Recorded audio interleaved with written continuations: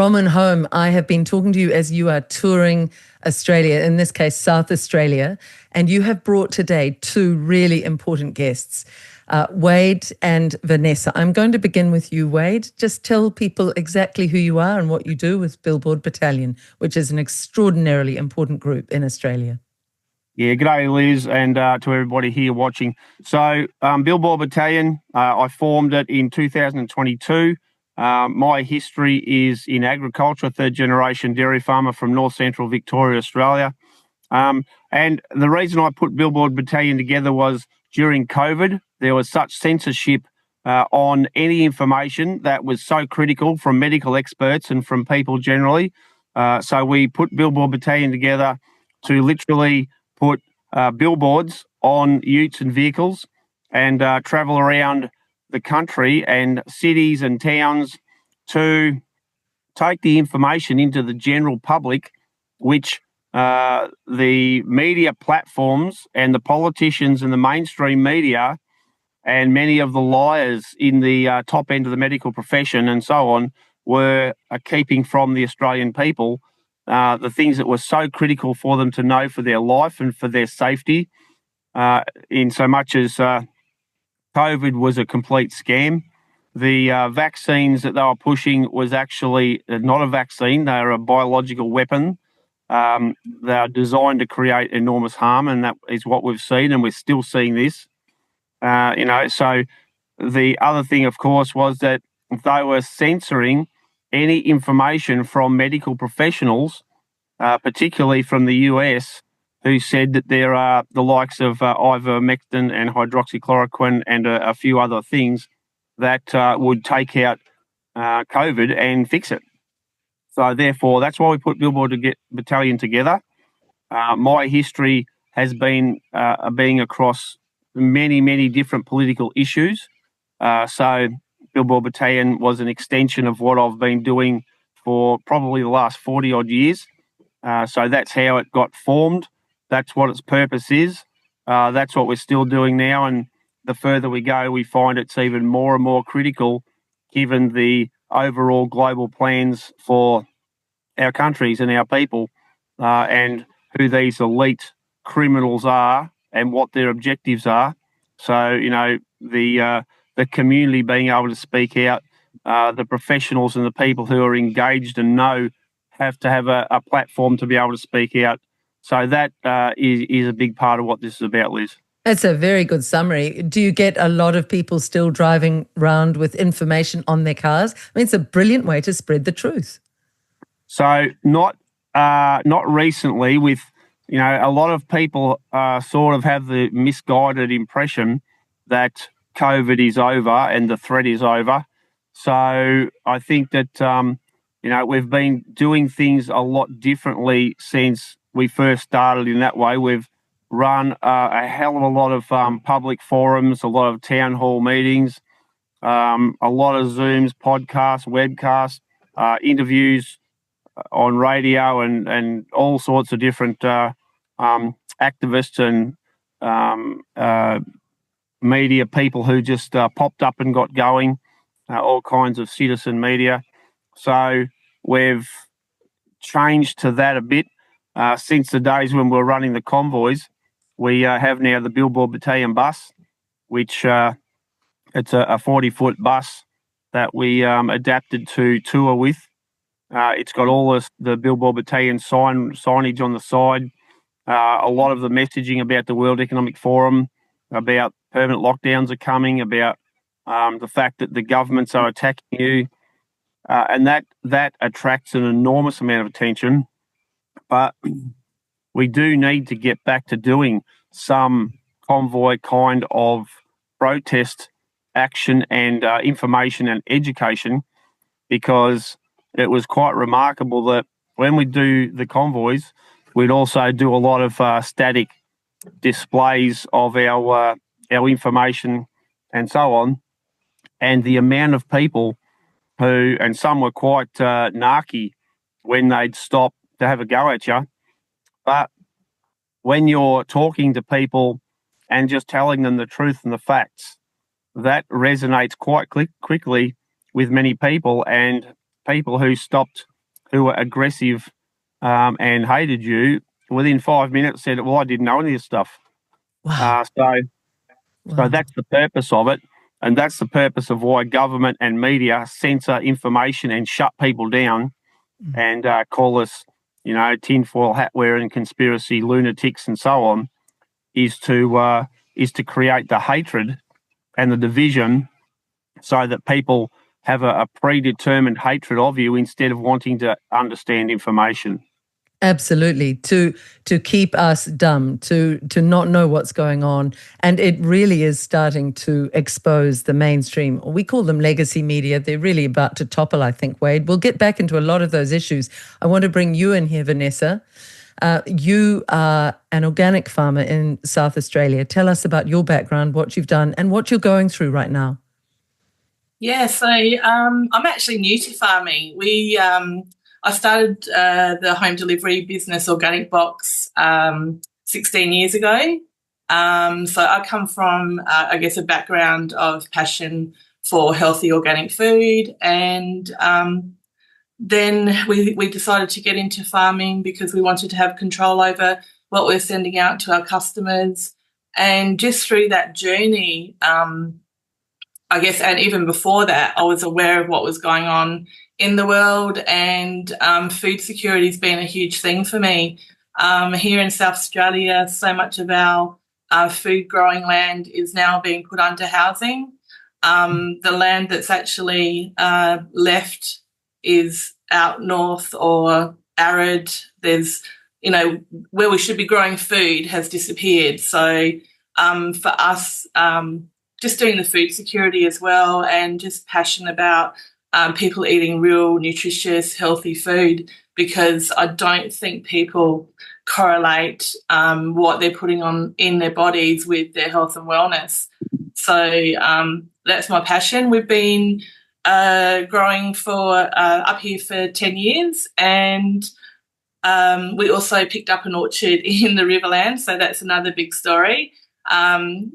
I don't know how much detail you want me to go into now. Well, actually, Vanessa, what I want people who are listening to get is part of how this, unfortunately, human beings can be selfish. So we need to really sheet home how much these changes in terms of the farming practices, the bureaucracy, the gobbling up of good farming lands, how much it's going to affect the mums and dads and their families and what they can put on their table for their children in Australia. Tell us about that. Yeah, so I guess the Riverland's a really good example. So we've got in the Riverland, was a fruit growing area predominantly, and the government came through, I think, about 5 years ago and offered a lot of the farmers $250,000 to pull out their fruit trees so that they could buy back their water. So in the Riverland, we have to buy water in order to irrigate. So that was the start of the destruction of the fruit areas in the Riverland. A lot of them are gone to wine grapes now. We picked up an orchard at the end of 2019. The original owners were going to walk away. They'd stopped watering their trees. So we picked that up and decided to run with that. And then at the 2023, the government put it into a red zone for fruit fly. The orchard next door was where it was reported that they had the fruit fly. We cut and dried apricots for drying, and we know that there was no fruit fly on our orchard. So the government came in next door. They applied karate, which is a residual insecticide. It kills birds, it kills bees, it kills everything. And it's really hard to, once you've applied it, to get out of it. They wanted to apply it to the orchard that we had. Luckily, our certifying body, ACO, they were really supportive and said they can't come in unless they've got a government mandated letter. They weren't able to provide that to us. So we actually went with the certified organic option because that we had to apply something, otherwise we weren't going to be able to trade. Along with that, being in a red zone, we couldn't actually move our fruit into South Australia or Adelaide, which was the whole purpose of us having the orchard anyway. So it pretty much destroyed our business in the Riverland overnight. The other thing too, the fines, $100,000 fine if you're caught moving fruit off of your own property. And the other thing too, we went to the government. We said, look, we've got no fruit fly. We know we've got no fruit fly. Your people are coming in to check every 6 weeks whether there's fruit fly in the traps. No fruit fly, and they won't do anything. They won't give any exemptions. Obviously, the other farmers that they can treat, but being certified organic, we can't. So that's the other thing I like to bring awareness to.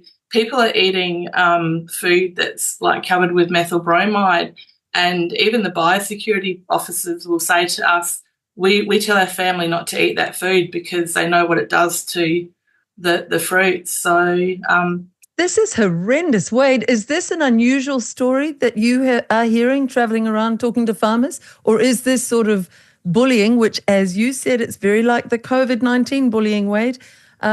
Is this something you're hearing across Australia wherever you go, this bureaucratic bullying?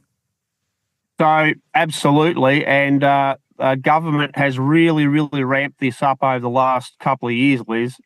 And, you know, this is a part of the primary strategy that I have is to say, well, people like Vanessa, and, you know, we're talking to a lot more farmers now who are sort of lifting a bit of an eyebrow and going, well, you know, we did think you were some sort of crazy nut job, but we're starting to see things that are happening that actually you predicted literally 10, 20 years ago.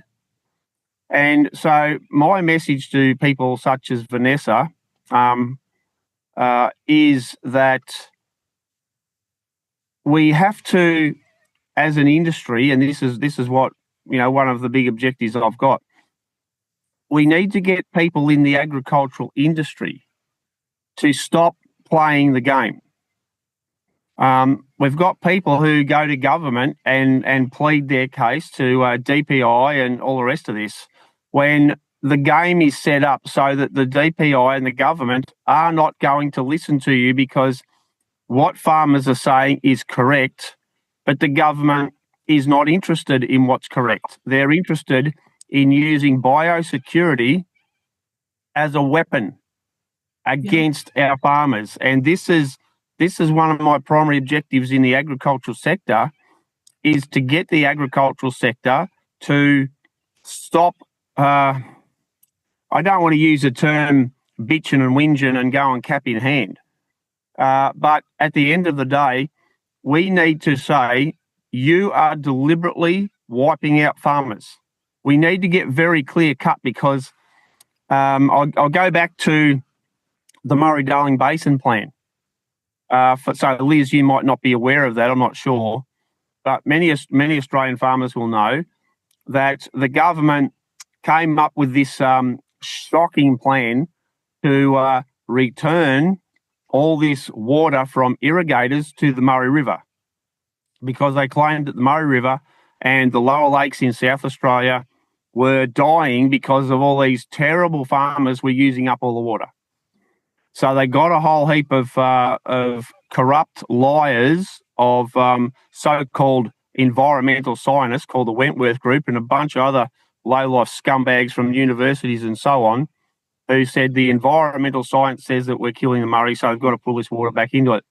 What they've done, in effect, is wreck the Murray, but they've used that as the excuse to destroy farmers and the environment and their economy and the food production, and also the communities and industries that work off the back of irrigated agriculture. And at the time, and Vanessa was talking about the Riverland, I had an organisation called Southern Basin Communities, and we actually presented in Renmark over there in South Australia and the Riverland. But anyway, the point being that I was saying at the time, the government is deliberately doing this to destroy our farms and our irrigation, that the so-called science is fraudulent. Now, Yes. the big problem we had, and I've been in this game for a long, long, long time, well and truly before the Murray-Darling Basin Plan ever came along, and I said to all the other groups that set up to fight this, I said, we have to be very, very clear-cut in our messaging because we're in a war for the heart and minds of the public here. And what we got was farmers, many farmers in these groups who are their own worst enemy because they're too weak to come out and say the government's deliberately trying to destroy our farms. What they said was, well, you know, the science is a bit flawed. You know, the government's trying to do the right thing and we can't really upset the greenies and a few other people. So let's not go too hard. Well, you are going to get your head handed to you on a plate because that is weak. It is pathetic. And if you want to fight a war, you better damn well get in a war and understand that's what you're in. And I mean, the bottom line is we had so many farmers saying to me at the time, now this is a dot point key statement that I'm going to make right here. And this is what the agricultural sector needs to get its collective heads out of its backside and understand this is the deal. And the deal is I had so many farmers who would come up to me and say, doesn't the government understand? Don't these politicians understand how much damage they're doing? Question mark, question mark, question mark. Okay, now here's the comeback to that. Yes, they do understand exactly how much damage they're doing because that is their purpose. The whole problem is don't you get it through your thick skull that that's the purpose. Stop going to government and bitching and whinging and saying, oh, please stop doing this because you're hurting us. Smack them right in the chops. There's no mucking around. And that is why the Murray-Darling Basin Plan went through, because the farmers were too weak and they wouldn't listen to what's just simply reality. And now the Murray-Darling Basin Plan, the government's... Wow, that's interesting. He's going to come back on, I know, with that wonderful firebrand language. But Bronwyn, let's go to you. This is the key. The government is not our friend. This is part of what you're saying in your meetings all around the country, isn't it? The government wants food insecurity. It wants the people hungry. And if people wonder why they're doing it, it's very simple. Look at communist China. Starve the people, you'll get them on their knees, and then they will agree to a centralized control system, which will be centralized digital currency and living in smart cities, which are surveillance. S is surveillance. M is monitoring, living under full surveillance. Look at communist China. It's just the same playbook. It's a group of psychopathic people like Bill Gates and Klaus Schwab who want full control of the majority of the world's population. And because we've grown up in the West and it's been easy, Bronwyn, many people just cannot get their heads around how urgent this is. What are you hearing at your meetings? I'm just going to circle right back to Vanessa with her fruit flies, because this is an example, a snapshot of what is happening. So in South Australia, there is a infertility plan of the fruit flies. So I beg the question, if they have this as a security plan, why do they have fruit flies? And this is going across every single state of Australia. We're breaking down farms over these biosecurity issues, these manufactured issues. Every single state has something that's wiping out farmers. Now, I've just been looking at the floods we had in Queensland, 1,000 kilometres down the coast and 800 kilometres going from the east coast towards the west. We're talking about all the food bowls in this region. These are the food bowls of Australia.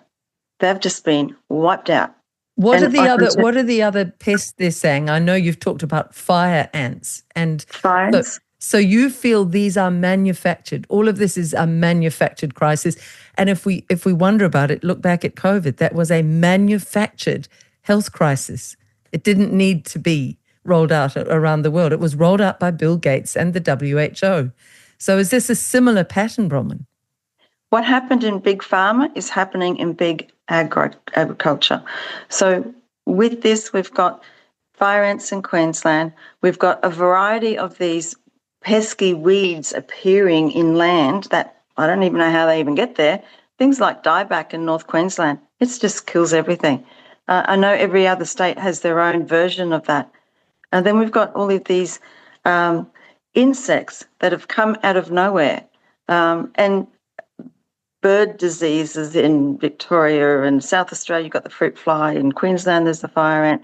And but then, Bronwyn, there'll be farmers who say, okay, well, if we've got all these, we need the bureaucracy. We need the government to step in and help to limit the damage. What do you say to that? And Vanessa, I want your view after this. Well, all I know is that at the end of the day, there is so much red, blue, green tape that come out of these governmental department agencies to make these decisions on behalf of the collective farming communities, that in the end, we know they're gone. So it's the becoming farmers are gone, you mean? The farmers are gone.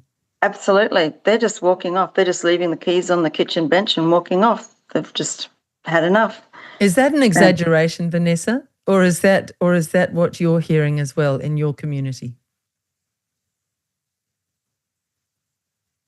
It's definitely happening. I personally think as well the overuse of chemicals is causing a lot of the issues as well. What we saw in the Riverland, we had wasps and bees and I guess integrative pest management that nature can actually help nature. So with our orchard, we had just such a huge amount of beneficial insects that we didn't, even if there was fruit fly there, which I've never seen fruit fly here in South Australia, so I don't know what it looks like or. And now they've actually made the Greater Adelaide a fruit fly zone as well, and a lot of people are saying the same thing. They haven't actually seen fruit fly. So, that's a big question mark as well, but it's definitely making things very difficult. We've had, besides, I'm in the organic sector, but we've had conventional farmers just shut down overnight. A huge berry farm here in the Adelaide Hills, they just said that they can't go on and shut down. It's destroying farmers, definitely. And when they leave, when they walk off the land, as Bronwyn said, and they just can't do it anymore, is it the amount of bureaucratic regulation, the oppressive rules? Tell us more about the rules and the costs that you are experiencing because of government overreach, Vanessa. Yeah, well, I guess, you have to be biosecurity accredited, even to move fruit and vegetables into different areas of South Australia. You've got to fill out paperwork. It takes time. It takes money, especially in the certified organic area. If you want to do anything to meet the regulations, which they call ICAs, which are specific regulations to bring things into Adelaide, for certified organic, there's only 4 options. So one is cold treatment. So to set up a cold treatment facility at the orchard, it was going to cost us thousands that we didn't have. And even with that, there's certain fruits that you can't put through cold treatment.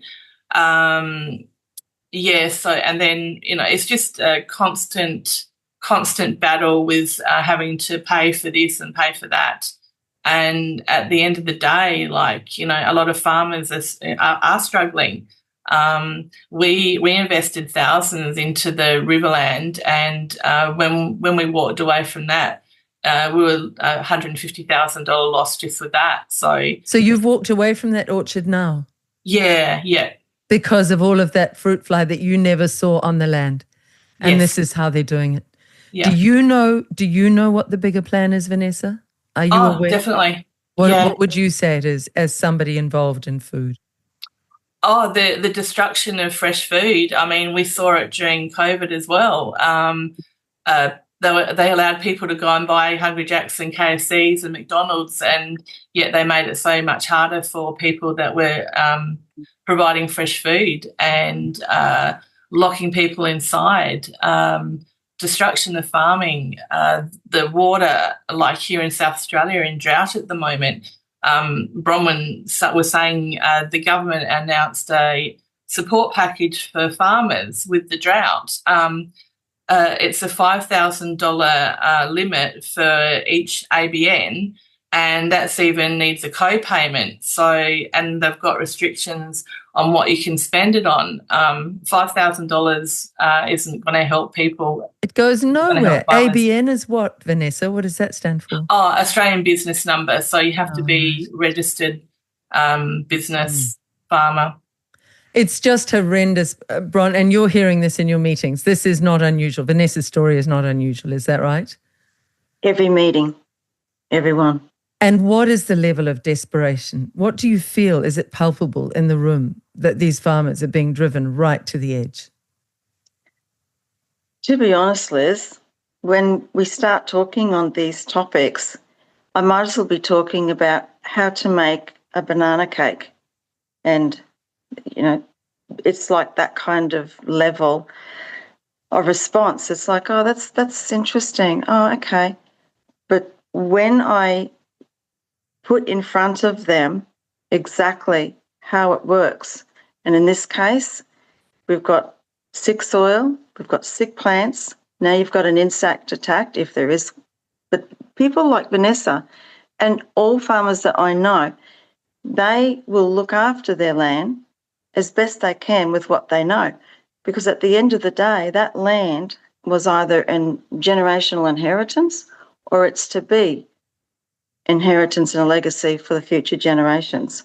So they want to look after it. They genuinely do.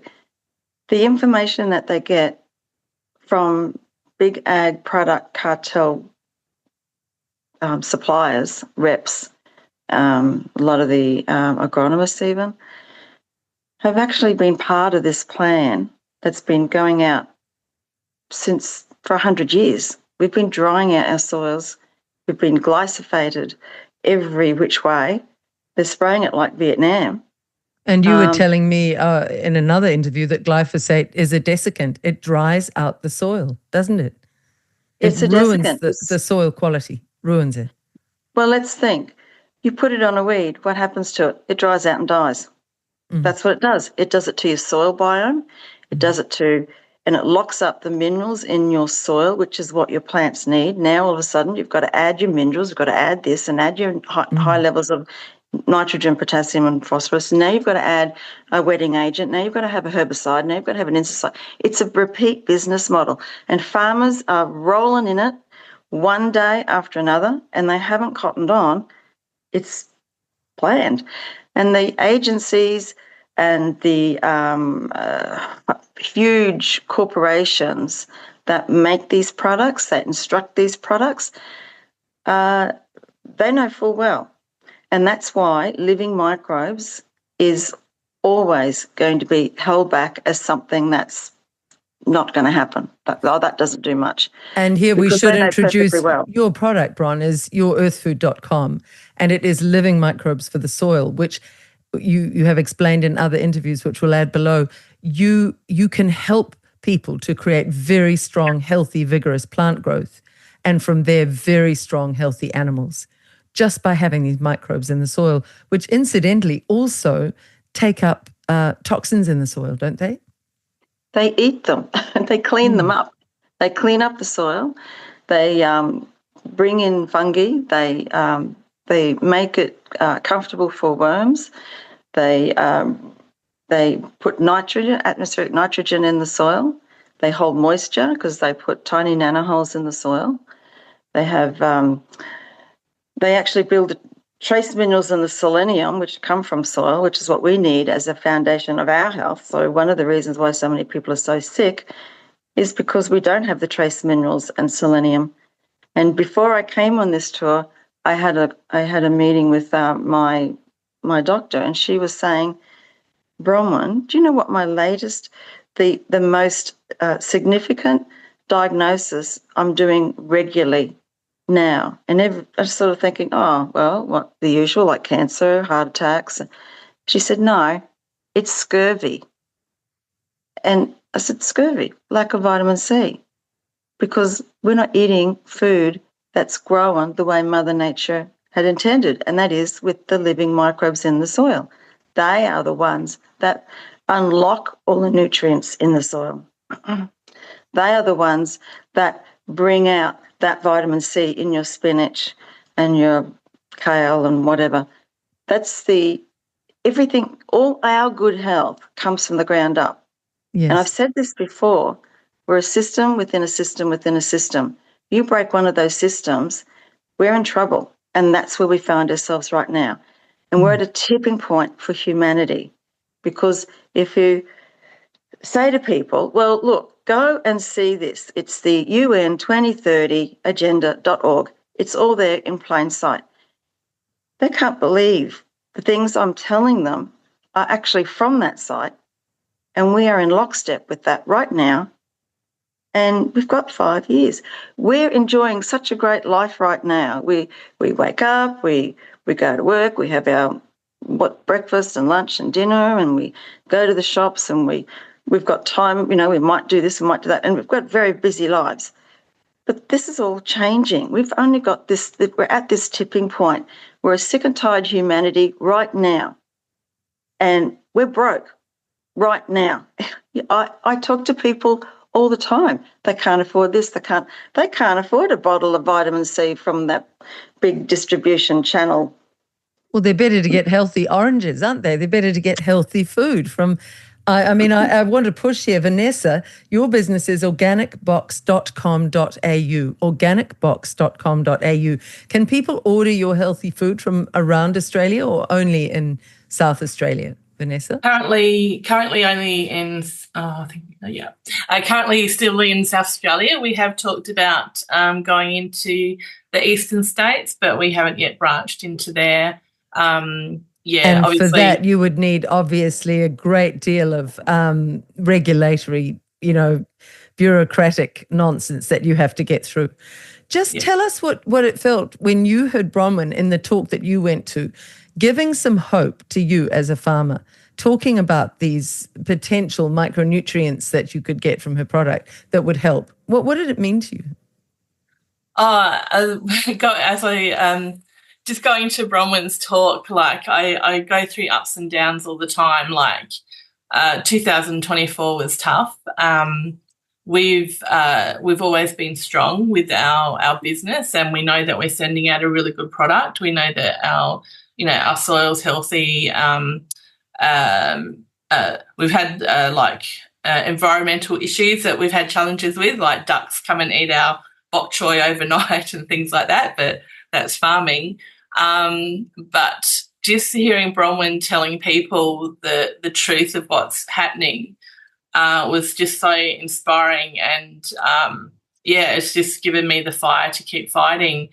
And it is hard. Farmers are walking away, and sometimes you wake up in the morning and you think, what's going to hit me today?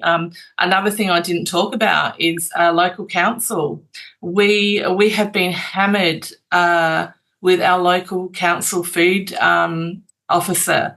She's just constantly on our back. We've got Fresh Care accreditation, which is internationally recognised food safety, and we've got this council lady that's coming around. There can be no speck of dust on a fan, and every time they visit, they charge $250, and it's just constant. It's actually bullying. It's actually bullying.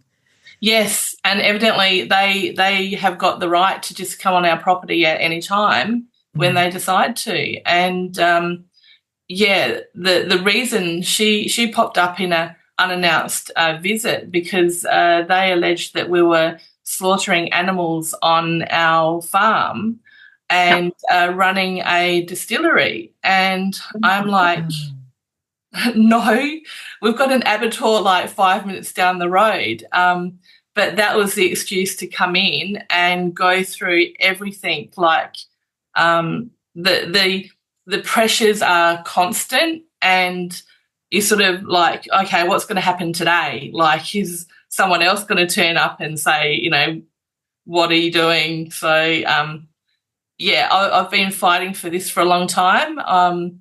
You know, I'm tired. Yes.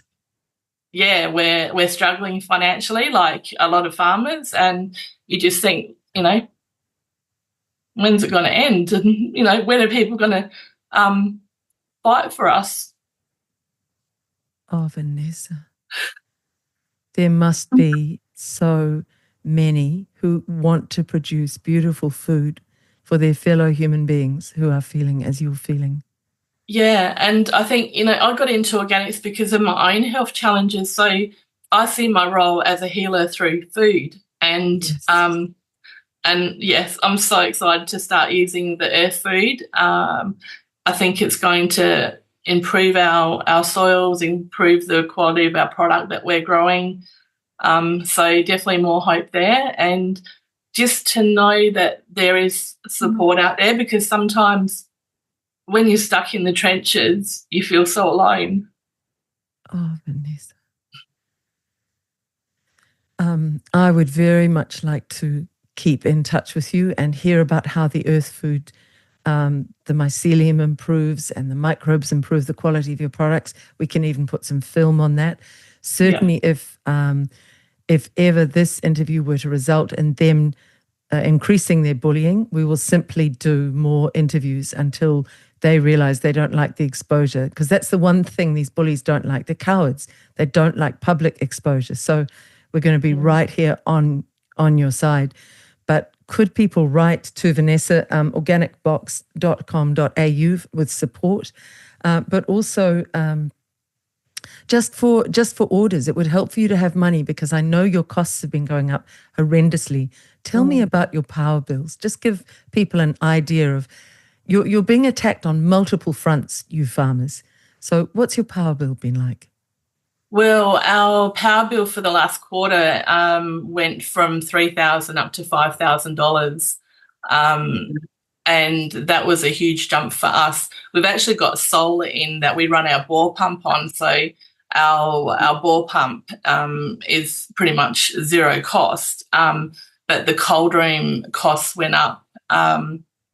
I personally believe that the local power supply has been surging as well. So I think there's something with that as well. But wages went up. We went from 18 staff this time last year. We're down to 3. So we're having to do extra.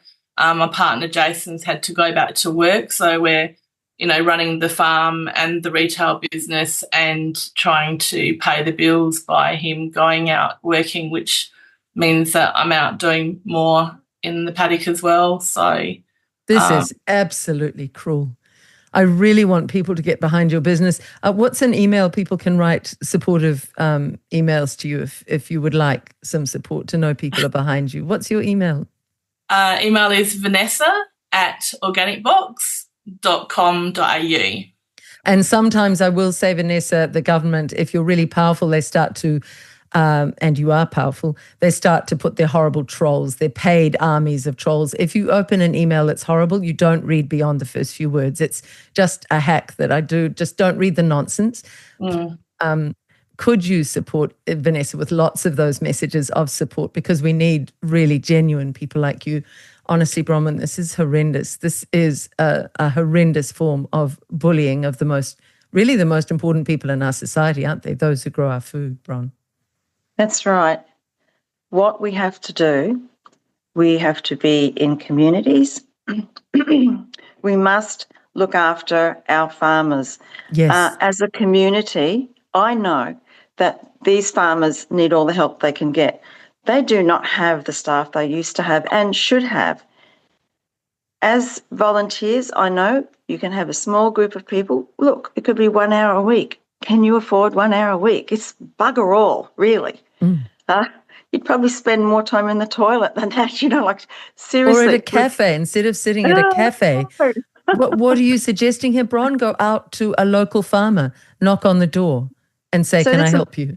This is exactly right. So in the meeting where the one that I met, Vanessa, I said to the audience, I said, look, can't you see this is a call for help?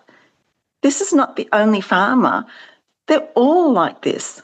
I don't know everywhere I go, and as you know, I'm this lady in the van that goes everywhere. I speak to them every which way I can because I'm trying to find something what's really happening, and it's all the same. Everything's the same. I don't think I've come across a farmer where things are hunky-dory. Wow. And I say to these audiences, you are in a group now. We are in a collective community. We all must be in a community. Over what you're going to see in the next few years, if you're on your own, it's going to be really tough. You need to be in a community and you find one that suits you. So there's those that really focus on law or on, growing, or there's all different kinds. But generally speaking, and I can tell you, most people in these groups are the salt of the earth. They are quality, good people. And it often reminds me of the CWA, that's the Country Women's Association that was formed after World War II.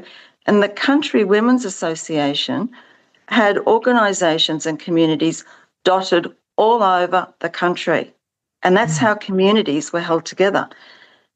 We have to go back to that. We're almost, if you had a nana that came through that era, nana would be the one making the cakes for the wedding, the 21st, the funeral, for the priest that visited on Sunday.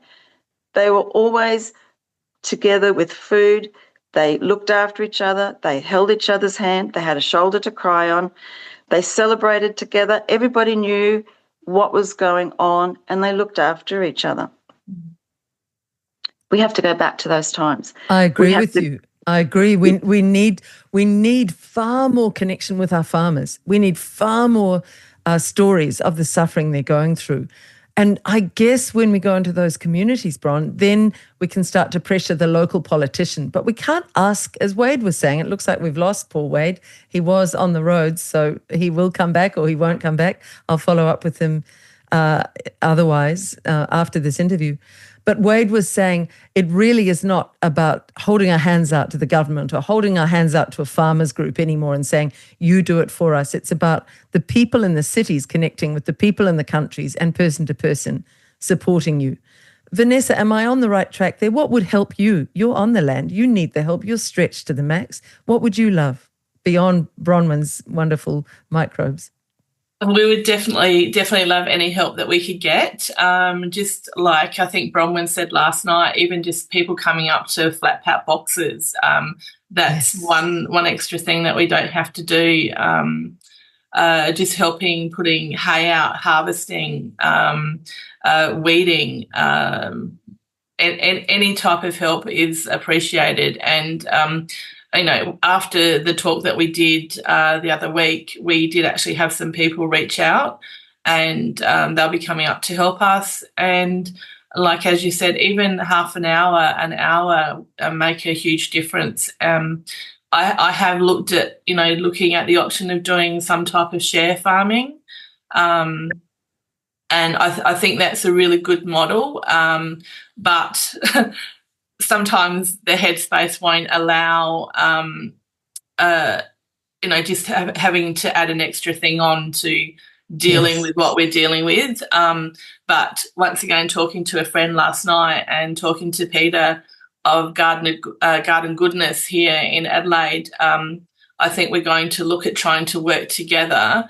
And he suggested just bringing someone in that can actually organise all these people so I don't have to worry about it. So if we can just say, look, come up and weed, you help us grow the food, you've got some ownership of this food, it takes the pressure off them having to find extra money or whatever to eat healthy. Just go back to eating what our bodies are designed to eat fruit and vegetables from the soil.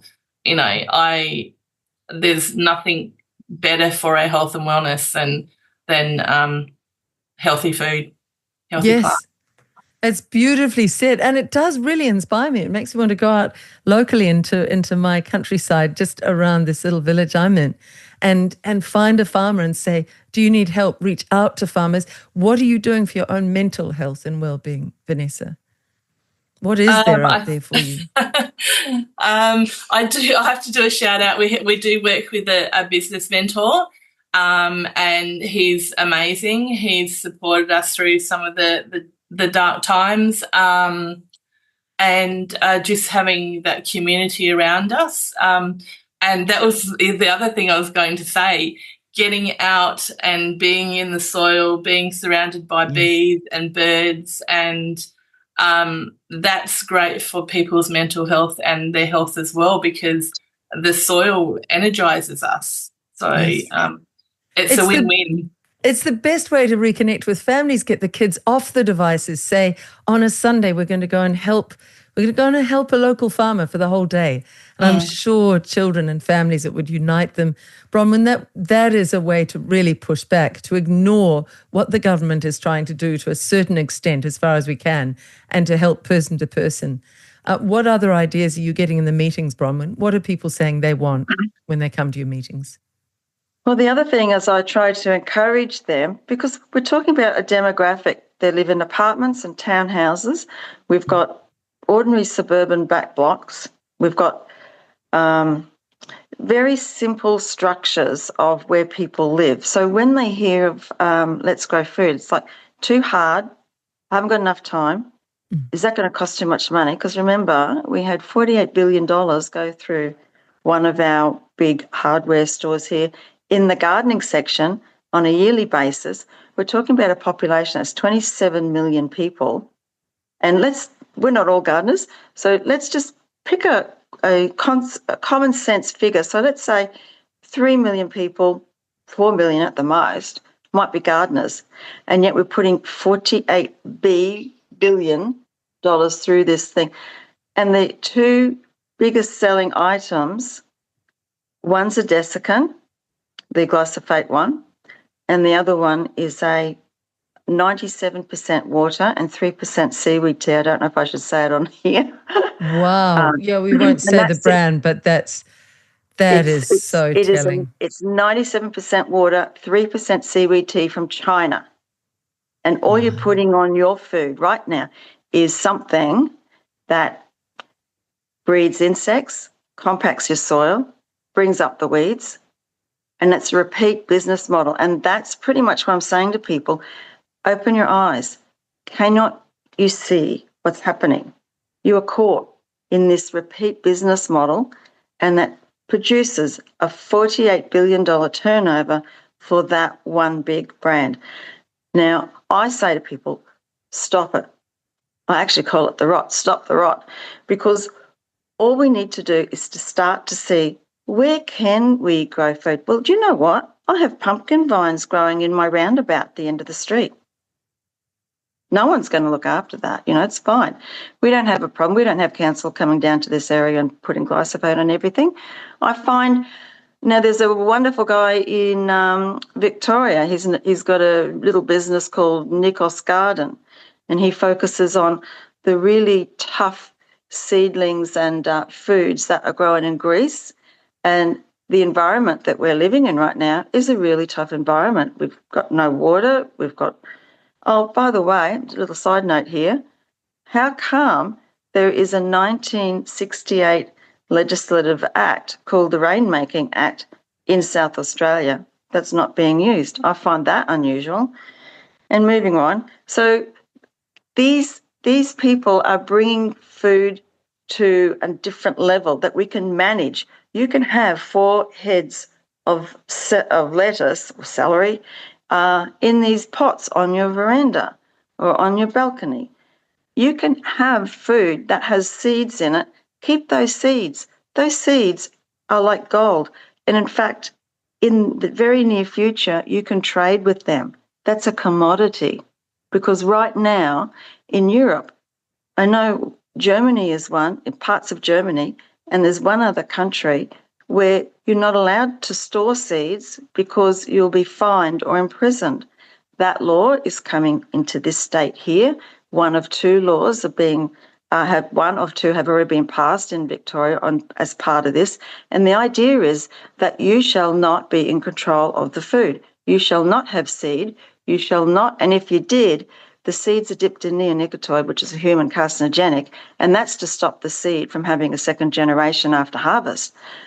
But you'd be lucky to get a first generation in the first place. So it's a furphy. We're in this business model to make our after-tax money have a huge salary package for a CEO of a company that's overseas. Why are we doing this? We need to put our money in people like Vanessa, like our farmers. Go and visit them on the weekend. They need the help. Look, you might be really good at social media. I bet she's got a ton of videos on her phone that need to be loaded and a little bit of comment and hashtagged. Do that. That's a great suggestion. You don't have to be in getting your hands dirty. But you know what?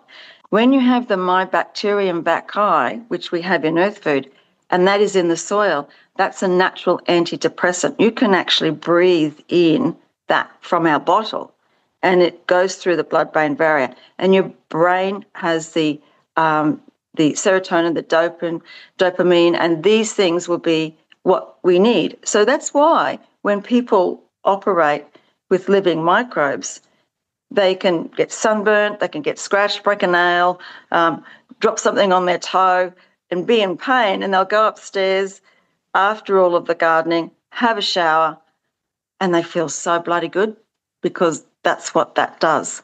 And the reason I think why so many people are having issues with their mental health is we're not eating food that has the trace minerals from living microbes, and we're not having the soil. We have an ancient biome in our gut which affects how we think and our brain, how it works. And when we're missing these essential minerals, we are having our brain is not healthy. I'm going to tell you, there's a WHO did a review on Victorian foods in I think it's 2022. This is the fresh food sold in the big food distribution channels. They did a review to see what was going on there. They discovered it was 67% of that food had no nutritional value. So I'm talking about people getting scurvy. I'm talking about people who have depression and anxiety, and no wonder. And that's why I say we are a sick and tired humanity. We are in the hands of these people who will tell us what you will eat, when you'll eat, and by the way, you're going to have this because this is what we've got. We have engineered food. You're going to love it. It looks like food, tastes like food, but it's not food. It's engineered.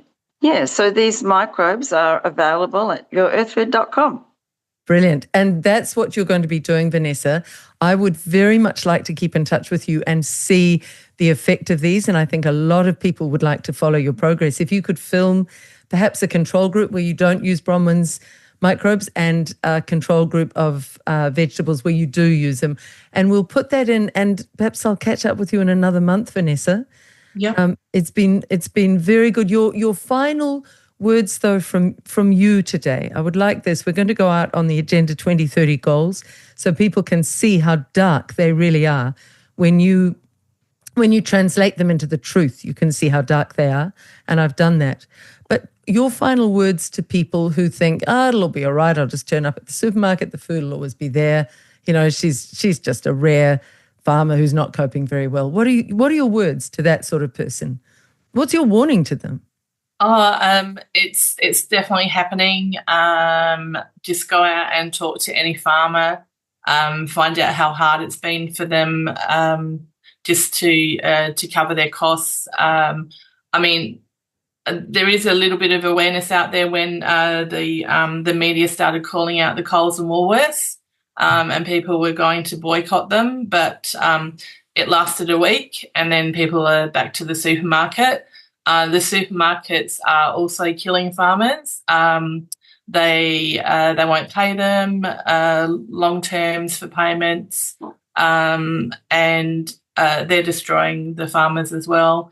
But people need to eat fresh food. People need to go out and support farmers, and because even the Australian Ausveg industry, which is for all farmers in Australia, they put out a report last year saying that we're in a food security emergency and that 1 in 3 farmers will be walking away from farming in the next 12 months, and that was last September. And Vanessa, we need you not to be one of those. We need support for you.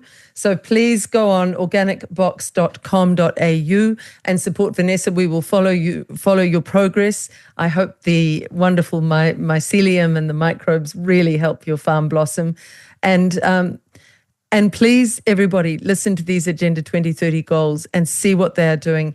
The Bank of Seeds is owned by Bill Gates, and that's mentioned in these 2030 goals. He will own all of the seeds, the healthy seeds. So when Bronwyn talks about seeds being controlled in the future and becoming a commodity that we could trade because they will be so rare, because they won't be GMO modified, Bronwyn is not exaggerating. So Bronwyn, where are you heading to next? You're extraordinary in your dedication to this. You are going to keep telling people to wake up and see what's going on with our farms, that you say you might do it till the last breath you have in your body. So you're heading from South Australia to New South Wales. Which area next? We're doing northern New South Wales. We're talking to the groups up there that were heavily that were drowning only just a few weeks ago. Actually, we've got a few things that are lined up for this year. If you want to know, you just go to yourearthfood.com events, and that'll show you where I am. We update that as the talks are loaded in, so we keep that up to date. Yeah, very good to talk to you both, and I'm sorry that Wade dropped out, but he certainly made a high impact while he was with us, and we'll catch up soon. Vanessa and Bronwyn, thank you. Thank you. Thank you so much, Liz.